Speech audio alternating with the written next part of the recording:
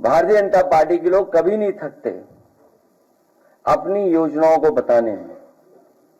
आज एक बहुत महत्वपूर्ण योजना मुद्रा योजना, उसके लगभग 10 साल पूरे हो रहे हैं और 10 साल में इस योजना ने कोई खास ठोस प्रभाव समाज में और अर्थव्यवस्था में नहीं छोड़ा है। ये मुद्रा योजना नहीं, ये झूठा योजना बनकर के रह गई है। मैं कुछ सवाल जनता की तरफ से या जो सवाल आ रहे हैं मुद्रा योजना को लेकर के, उनको जरूर रखना चाहता हूं। मुद्रा योजना की पहली दशकीय पारी होने पर 10 वर्ष के नाम पर निम्नलिखित 10 महत्वपूर्ण सरल और सीधे सवाल तो जनता भाजपाई से पूछ सकती है और हम लोग भी भारतीय जनता पार्टी से पूछना चाहते हैं, क्योंकि आंकड़े के खेल में कोई नहीं जीत सकता उनसे।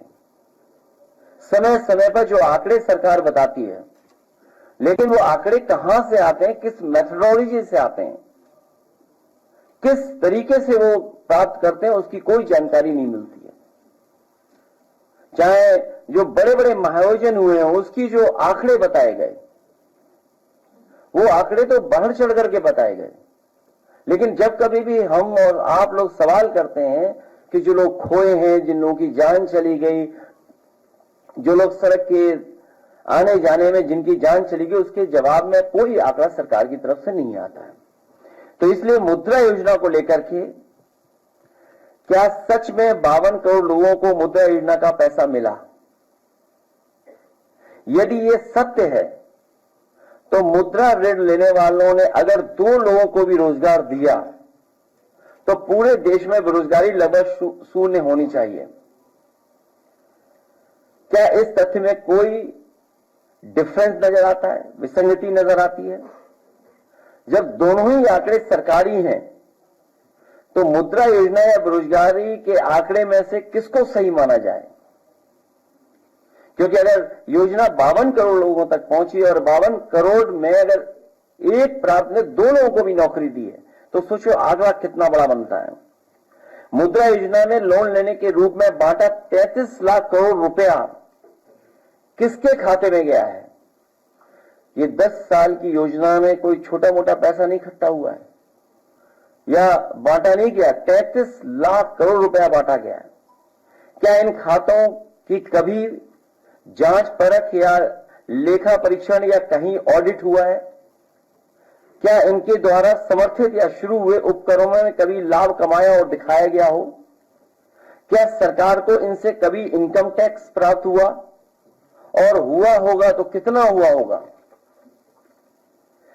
क्या इनमें से किसी ने जीएसटी का रजिस्ट्रेशन करवाया? कि अगर 52 करोड़ लोगों को मुद्रा लोन दिया गया है तो क्या जीएसटी के लिए रजिस्ट्रेशन कराया गया कि नहीं कराया गया? इनसे कुल कितना जीएसटी प्राप्त हुआ? बैंकों को मुद्रा योजना के वितरण पर हुए कुल खर्च और इससे मिले कुल ब्याज के बीच क्या कुछ लाभ हुआ, या ये योजना कुछ अपने लोगों को बैंकों के खजाने से पैसा पहुंचाने का माध्यम मात्र बनकर रह गई है? जवाब जुमलाई सरकार देगी या बैंक? ये जो 33 लाख करोड़ और 52 करोड़ लोगों को पहुंचाया गया इससे लोन का, तो आखिरकार जवाब कौन देगा? सरकार देगी या बैंक देगी? ये बातें मैं इसलिए कर रहा हूं क्योंकि भारतीय जनता पार्टी अपनी नाकामी छिपाने के लिए बहुत सारे फैसले लेती है। अपनी हर योजना की नाकामी छिपाने के लिए कम्युनल रास्ता अपना रही है, कॉन्स्टिट्यूशन को खत्म कर रही है, लोकतंत्र की परवाह नहीं कर रही है, कानून की परवाह नहीं कर रही है। और एक बात और मैं कहना चाहता हूं कि अगर राम जी या सुमन जी के साथ कोई घटना होती है या समाजवादी पार्टी के नेता के ऊपर किसी तरह की कोई घटना होती है तो उसके लिए जिम्मेदार कोई दूसरा नहीं, मुख्यमंत्री खुद जिम्मेदार होंगे। क्योंकि मुख्यमंत्री खुद उस संगठन पे हाथ रखे हुए हैं। जितने भी लोग उसमें दिखाई दे रहे हैं, हालांकि जाति की बात नहीं करनी चाहिए, जातियों की बातें समाजवादी लोग नहीं करते हैं, लेकिन कहीं न कहीं जाति कनेक्शन भी उन्हीं का उनसे दिखाई देता है। क्योंकि पकड़े कौन?